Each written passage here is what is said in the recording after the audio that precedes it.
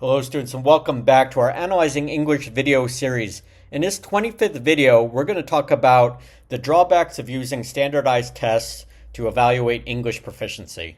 And I say this because as a teacher and someone who was taught in other countries, you get to see how different countries, different cultures approach learning English through high school, through middle school or secondary school, and then through college. And I've noticed that there's more of an emphasis on memorization than retention in certain countries. The latest example that has been focused on, and we're going to cover a video briefly, is this BBC News feature on South Korea and their college entrance exam. And I want to highlight why it's not such a good way to focus on standardized testing as a way to evaluate students' English level.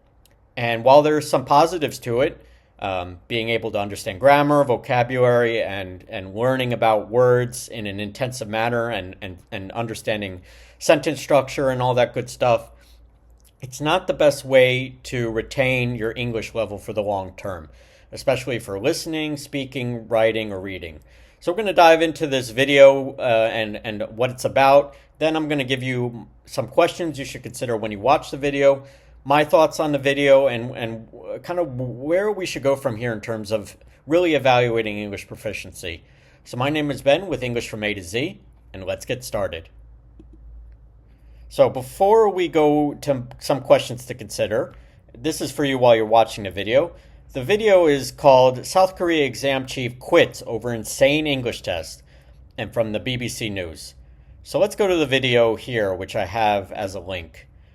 And basically, the English section of South Korea's grueling college entrance exam, I'm going to highlight, or Seongyung, is notoriously difficult, with some students comparing it to deciphering or figuring out an ancient script, and others calling it insane. So the exam chief apologized and quit from this BBC News report about 5 months ago, and this was early 2026. I'm recording this in May 2026.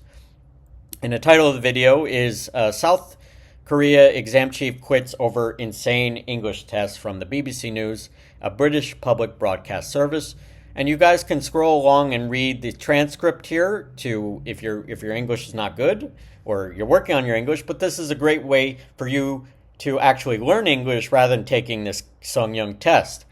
And I have nothing against South Korea's way of evaluating their students as they see fit with English, but if you make the test too difficult, if you stress people out, you're really not getting the best out of them.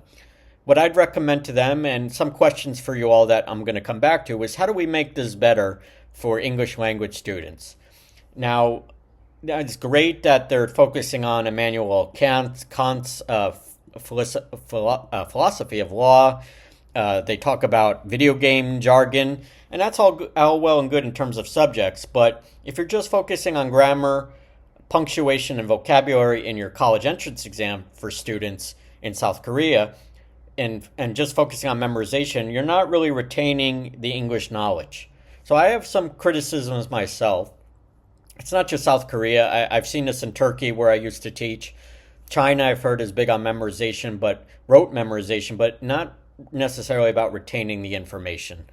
So I want you all to watch the video, follow along. There's an interview here about the backlash to the English exam. It's not enough time. It's too difficult. It's not really evaluating what you should learn about English. And I want you all to take the time to watch the video. Now, going back to some questions here. My questions for you all to consider while watching this video about the backlash over this college entrance exam called Seongyung is, do you think this is the right approach for South Korea to evaluate English language proficiency for high school students? I don't. I don't hear in the video that there's speaking, writing, or reading involved. Time testing is all well and good for a college entrance exam, but I think testing needs to be more kind of broad in terms of not just about timing, but retention, utilization, using it for real life situations. And that brings me to my next question. Why do you think grammar, vocabulary, and repetition or memorization are so popular in evaluating the English level in different countries? I've seen this in Turkey personally. It's also popular in other parts of the world, China, South Korea, from the video. I focus on retention utilization, and also just understanding the idioms, the cultural idiosyncrasies, the cultural knowledge, and putting it to good use, and immersion. So my big ones are um, immersion, and utilization, immersion, utilization, and retention. Immersion, utilization, and retention. I didn't write this down, but those are my big three. Immersion, spending time in an English speaking country if you can, or practicing with native speakers. Utilization, using it for daily life or for business or for personal life, just utilizing it with people, from making a presentation to going to the grocery store. And then, what was my last one? Immersion, utilization, and retention. Daily studying, forming good habits, good study habits, retaining what you've learned. Not memorizing it just for a test, but retaining what you've learned. I should have wrote that down, but maybe I'll focus on that in another video. But if you had a lot of time on your hands or free time, which method would you choose to learn English intensively? Would it be the memorization model you see in South Korea or China, or would it be the retention model and the immersion, the utilization model I've talked about? So watch the video, consider and try to answering these questions for yourself while you watch this video, and let me know in the comments what you think about my views and about your views on how do you really learn and retain and remember English long after college and graduate school and for the rest of your life, basically, because English and other language learning for other languages, it's a lifelong interest. And my thoughts, again, I've talked about it already, but my thoughts on evaluating English proficiency with standardized testing in general, I'm for testing. Believe me, with my courses, with our teachers, we believe in testing. It's important to evaluate English proficiency, but in different areas. It's good in vocabulary and grammar especially, but it's outdated because it doesn't focus on using the language well, about retaining the language, and about consistency in terms of habits. Because once you get to college, maybe they don't need English anymore in South Korea. With certain industries, sometimes in certain countries, they use it to get into a good school, and then they never learn English. And I think that's a real shame as a second language. And to truly learn a language well, you need to be able to write it, to read it well, to speak it well, and immerse yourself in the language when you go visit another country or when you work in another country, an English-speaking country in this case. And it's a lifelong journey, I always say. You got to know the peculiarities of the grammar and the vocabulary, the slang words or the idiomatic expressions that I cover as well, and the cultural nuances of learning English in the United Kingdom as compared to New Zealand to Ireland to the United States. And testing, while I believe in testing, but especially time testing leads to memorization in a short time frame. You need to study for a big test like this university entrance exam in South Korea, but again, it leads to poor retention in the long run, and you lead to people not liking English because they study for a big exam, they do poorly on the English part, and they're like, I give up, I never want to learn English again because it led me not getting into a great Korean university. But it's better for English to be a lifelong journey.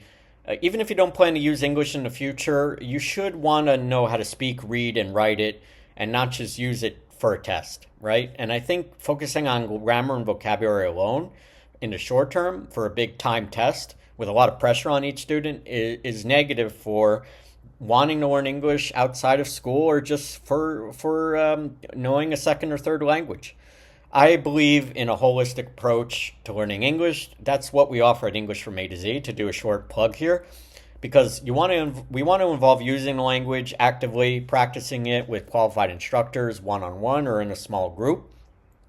And again, you want to apply and utilize the language in different aspects that are necessary, like making a presentation for work, asking for directions when you're in a new country or a new town or new city, or striking up a conversation with a native speaker just to get to know them or make a new friend or learn about their culture and customs. That's how you create new English speakers every day who are lifelong learners of this beautiful and very complex and nuanced language. So those are my thoughts on why standardized testing should not be the end-all be-all for learning English, and why the Korean model no offense to my Korean viewers, but this stressful testing environment will actually harm people's learning English in the long run, especially young people.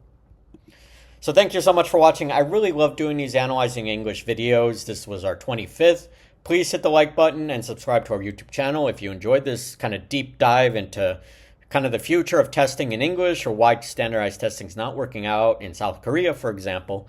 Feel free to sign up to our official English from A to Z newsletter on our website at www.englishfromatozcom/newsletter. Thanks again, and make sure to keep expanding upon your English language knowledge so we can continue to improve your English language proficiency at home and wherever you are in the world. Don't forget to learn English, just not for the test again, but for using it in day-to-day in your daily life, and to practice with a native speaker or qualified instructor with us, or just in general. So take care, and I'll see you all soon for another English language video. I believe in you, and keep studying. Take care now.